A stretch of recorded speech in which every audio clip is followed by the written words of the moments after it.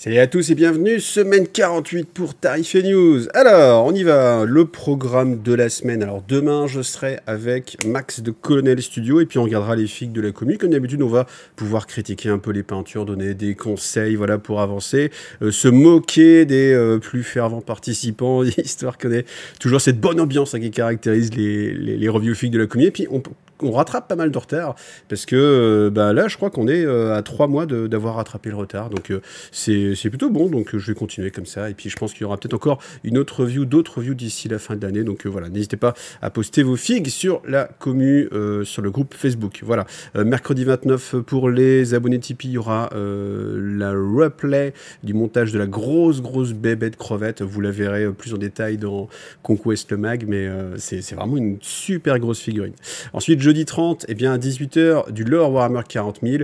Alors, si j'ai pas mis de miniature, je mets une miniature un peu générale, c'est que je suis dans l'expectative sur ce qu'il va y avoir. Je voulais vous faire du fluff Necron, mais pas le codex, donc je peux pas faire ce fluff Necron, donc je pense qu'on va retourner dans la Blackstone Fortress. Voilà. Ensuite, vendredi et à 18h, Conquest le Mag, donc vous aurez une belle visu de ce gros bébé qui est la grosse bébête. Je pense que je la comparerai avec d'autres figurines, parce qu'on est vraiment sur cette grosse crevette, elle est vraiment énorme. Alors, ce week-end, c'est le FE de 43, si je dis pas de bêtises, 43e édition. Donc, qu'est-ce que c'est? C'est le rassemblement des membres de la French WAG, comme d'habitude sur Paris.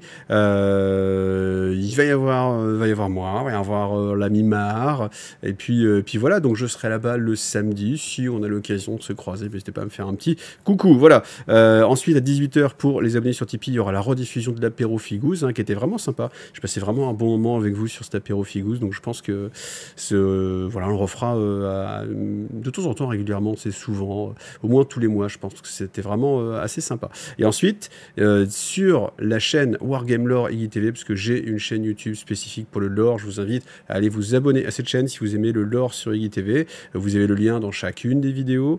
Et là, vous aurez l'éveil psychique tome 3, voilà, avec la vidéo sur les Blood Angels qui se défendent contre les tyrannides. Voilà, en tout cas, pour l'actualité de la semaine. Alors, au sujet des précos, on a la boîte Flesh Eaters avec toujours le livre d'armée, les cartes, des petits tokens en plus. Donc, le prix est de 155 € avec que des nouvelles figurines. Je trouve que c'est vraiment pas mal, ces boîtes d'armée. C'est une bonne façon d'introduire en fait des nouvelles sculptures. Donc voilà, vous avez les gros chauves-souris, tout ça. Bon, les personnages, je les ai déjà vus plusieurs fois. 155 €, voilà, c'est le prix standard maintenant. Games nous habitue à ça. Donc voilà, on reste dans les clous. Alors par contre, MK6, les béquilles en mode assaut, là le prix ça va être 55 €. 55 €. Alors c'est moins cher qu'en 40 000, parce que là c'est du 30K, 40K c'est plus 50, 55 les 5 figurines. Là on a 10 figurines, donc c'est forcément moins cher, voilà. Après, ces figurines ont l'air assez sympas. Je pense que, peut-être qu'on peut le voir sur la grappe, vous allez avoir 2 grappes de 5 avec des options de position pour les bras, etc., pour changer un petit peu le look. Voilà. Ensuite, Middle-earth, alors je n'ai pas le prix, parce que ça va pas être accessible aux revendeurs. Ça va être accessible que sur la boutique en ligne.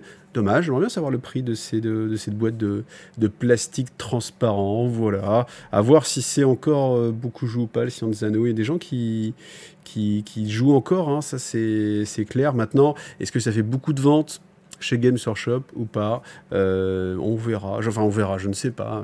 Peut-être un jour si j'ai l'information.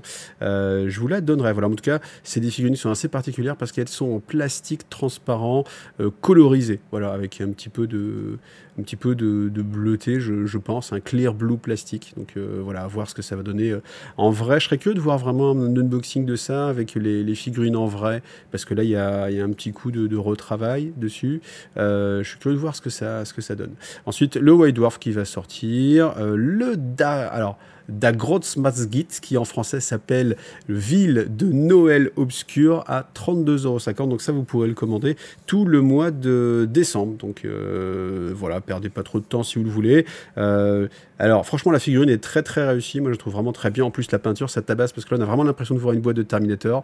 Donc je trouve que c'est vraiment super réussi. Vous avez plein de petits bonhommes. Là, on les voit pas parce qu'ils sont sur l'autre flanc, mais on a un Stormcast qui est en train de tomber, un Space Marine qui est en train de tomber. Donc c'est une figurine qui est très très séduisante. Après, peut-être que la mauvaise surprise, c'est nous le faire en 2 temps.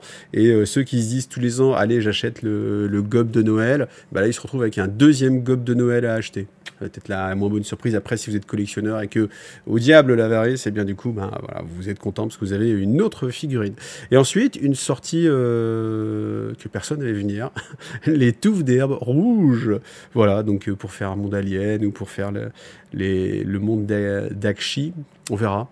Je sais pas, après faut voir. Faut voir est-ce qu'elles sont bien ou pas.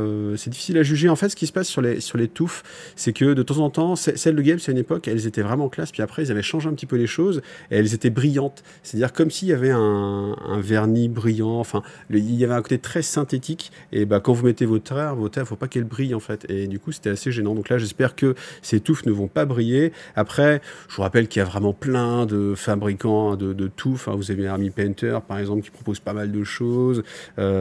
Vous avez plein de marchands de touffes, donc voilà, à voir. Ah oui, le prix, je vous le donnais, le prix c'est 12 € pour ces 155 petites touffes. 12 €, c'est plus élevé que ce qu'on va trouver chez la concurrence, hein, c'est clair. Ensuite, du bouquin, tout en VO, voilà.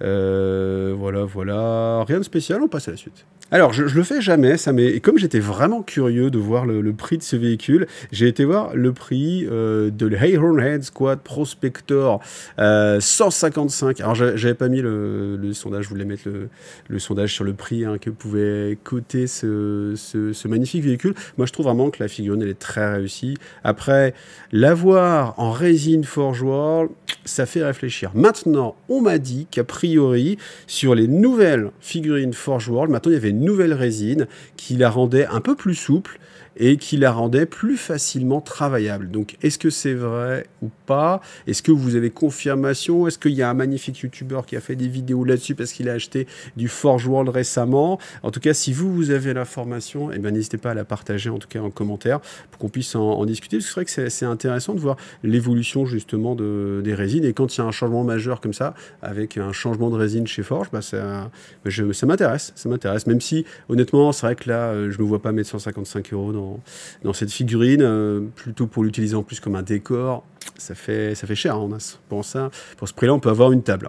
Ensuite, et puis du coup, ça m'a permis de voir le prix aussi de Hasungar, 50 €. J'ai dit, bon, ok, allez, ça fait deux fois 25 €, pourquoi pas, pour du Forge World, ça reste cohérent.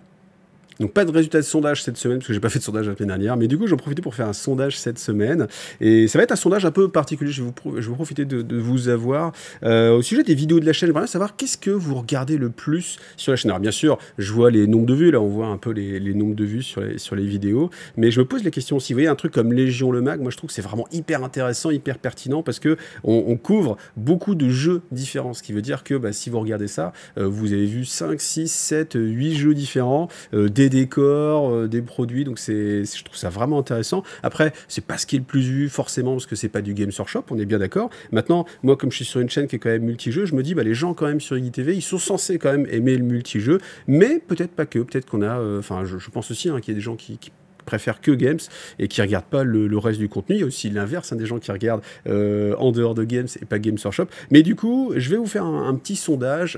Donc vous allez dans la description de cette vidéo et puis vous pouvez toujours complémenter en commentaire, bien évidemment. Mais ce sondage, alors rappelez-vous que j'ai pas beaucoup de texte, je peux pas mettre beaucoup de phrases, donc je vais essayer d'être le plus clair possible. Mais en gros, c'est pour savoir ce qui vous plaît le plus sur le contenu que je fais. Voilà. Donc moi, ça me permet comme ça d'évoluer un petit peu. Alors oui, je me repose toujours un petit peu des questions, mais c'est normal, je suis comme ça. Et puis, je veux que ça fonctionne, cette chaîne. Donc, c'est grâce à vous, c'est aussi pour vous. Il faut que ça vous plaise. Donc, voilà, c'est pour ça que je vous pose des questions. C'est le moment ou jamais, eh bien, d'avoir voix et de donner votre avis. Je compte sur vous. Alors vous savez, tous les mois, vous avez la possibilité d'aller gratter une figurine gratuite dans votre magasin Games Workshop en fonction de vos affinités avec le vendeur, souvent, ou d'autres choses. Et là, cette fois-ci, c'est un des Rhino. Un Rhino est épique, Légion Impérialiste, évidemment, petite échelle. Mais je vous invite vraiment à aller le récupérer pour vous rendre compte un peu de la qualité. Alors là, honnêtement, c'est vrai que les figurines Légion Impérialiste, quand elles sont en gros plan, on a l'impression que c'est horrible et que ça a été peint à la truelle.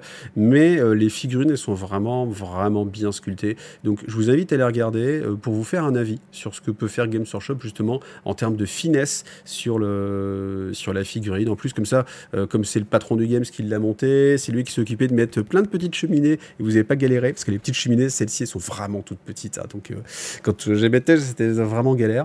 Mais voilà, en tout cas, je vous invite à les regarder pour vous faire une idée sur justement les figurines de Légion Impérialiste. Alors maintenant, ça y est, on a plein de news hein, sur les règles de The Old World. Donc là, c'est le moral. Donc on nous dit toujours ça, on avait déjà vu la semaine dernière, différentes possibilités. Donc, si vous êtes en... alors il y a 3 possibilités. Et suivant... alors laquelle c'est celle-ci, la dernière. Voilà, là c'est le plus mauvais cas. Vous retournez et vous fuyez à l'opposé de l'ennemi de 2d6. Ensuite, si jamais vous touchez un bord de table, votre unité est détruite, et si jamais l'adversaire a envie, il peut vous poursuivre, ça on a déjà vu, on sent qu'on revient sur des règles d'il y a quelques années, et s'il réussit à faire autant que vous, il vous rattrape et il vous démonte, voilà. Autre possibilité aussi, vous avez la possibilité de juste reculer de 2 pas, ça c'est le truc le plus tranquille, donc juste comme ça vous reculez. Après, entre les deux, la version intermédiaire, c'est vous reculez, vous lancez 2d6, vous enlevez le plus petit dé, et puis vous reculez que de cette distance-là, et après vous êtes rallié automatiquement, et prêt à combattre. Voilà, donc ça fait quelques possibilités différentes pour la psychologie. Je trouve que c'est pas mal d'avoir ces 3 possibilités, suivant l'écart. C'est pas « Ah, j'ai perdu d'1 point, ah bah zut, je rate mon test, ah bah pas de chance, le mec me rattrape, et toute mon unité, elle est morte juste pour 1 point. » Il n'y a pas cette notion-là. Je trouve ça plus agréable de se dire qu'il y a différentes façons de perdre le combat. Est-ce que juste simplement on est complètement démoralisé, c'est la fin, tout le monde s'enfuit, donc lequel cas l'unité est détruite, ou alors est-ce que c'est juste, voilà, on a fait quelques pas en arrière, attends, hop, on se met en arrière, mais on va combattre, on a toujours notre esprit combatif, donc ça je trouve que c'est assez intéressant. Après, on a le retour de la peur, la terreur, la stupidité, l'animosité, Frenzy, Breakable, Stoneboard, Atred, etc. Donc on a toutes ces compétences qui existent là, donc il nous donne le dragon ogre Shagot, et il a plein de règles spéciales. Hein. Armor Ben, on imagine que c'est une pénétration d'amour. Armored Hide, alors ça je ne sais pas ce que ça peut représenter. Close Order, je ne sais pas non plus, je vois pas trop. Ça, Arme ensorcelé, je pense que c'est un bonus assez générique. Immuniser la psychologie, Large Target, donc ça c'est pour pouvoir le cibler. Des attaques de Stomp, donc c'est pas mal. Stormcall, je ne sais pas trop ce que c'est, on va voir. Terreur, c'est pour ça qu'ils nous le montrent, pour dire que c'est la terreur. Mais après je pense qu'ils font exprès de montrer aussi pas mal de règles spéciales pour que justement on puisse s'exciter un petit peu, étant donné que la semaine prochaine on parlera justement des règles spéciales. Donc voilà. Après il nous montre aussi un pouvoir magique, voilà, jusqu'à la fin du tour, le target, enfin, les Gains of Frenzy, un trait. Donc voilà, là, la Frenzy, en fait, vous êtes obligé de charger si possible. À trade, je pense que c'est ennemi juré. Je pense que soit ça permet de relancer les attaques, ça c'était souvent la chose assez commune, voilà. Donc en tout cas, voilà, on en apprend plus un petit peu sur les règles. Je pense que maintenant, tout le monde sait à peu près à quoi s'en tenir. Je pense qu'on est assez proche de la sortie de la boîte. Enfin, ce sera l'année prochaine. Mais bon, on est à la fin de l'année, là. Il ne reste plus qu'un mois. Et puis après, on est à l'année prochaine. Donc, ça viendra assez vite. Comme d'hab, c'est le moment de vous rappeler, vous pouvez passer par tous les liens partenaires, dont MyHobbyPlace qui vous propose moins 20% sur toutes les figurines en précommande. Donc ça fait gagner des petits sous-sous. Je vous rappelle aussi qu'il y a son offre premium, en fait, où vous payez un abonnement pour économiser les frais de port. Alors c'est vraiment intéressant si vous faites des commandes groupées, très clairement. Et puis même si vous commandez assez régulièrement, à vous de calculer, mais vous pouvez comme ça aussi économiser des sous. Donc je vous rappelle qu'il y a ces 2 offres. Et puis, comme d'habitude, merci aux tipeurs. Donc là, on a des tipeurs qui se sont lancés. Merci à Steve.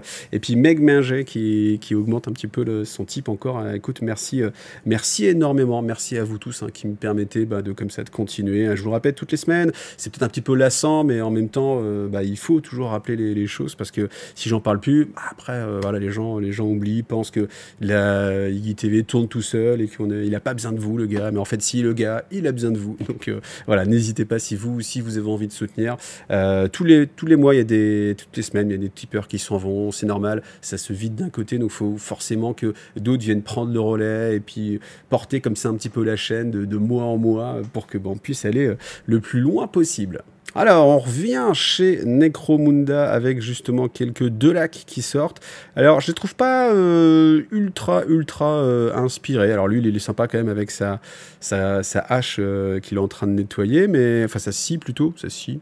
Mais ouais, je sais pas. Après, de toute façon, les Delac, ça n'a jamais été la faction qui m'a le plus excité. Voilà, mais bon, après on passe. Après, on a quand même ce kit d'upgrade, toujours chez Forge World, avec les backpacks et puis les têtes. C'est des têtes de plongeurs un petit peu.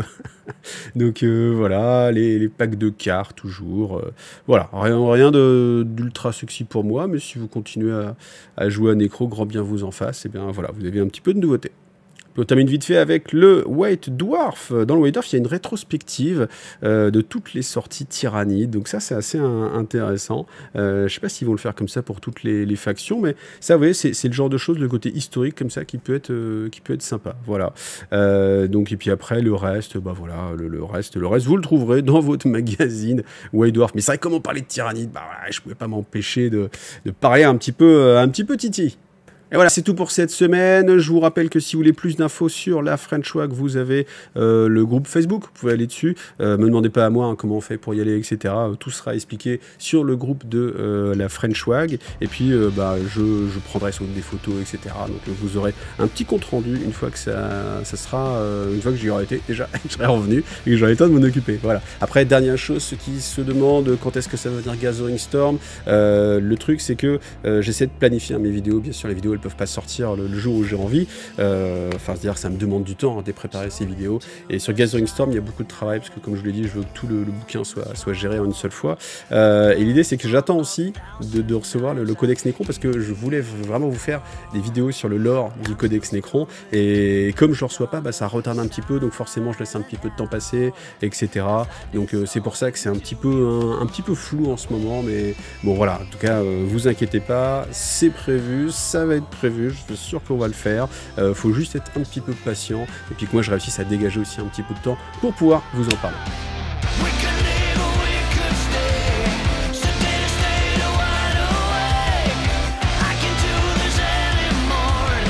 Conclusion ?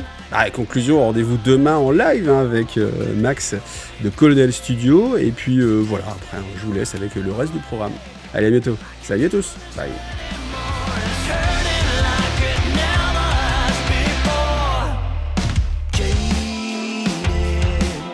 The scar you left is like an open wound.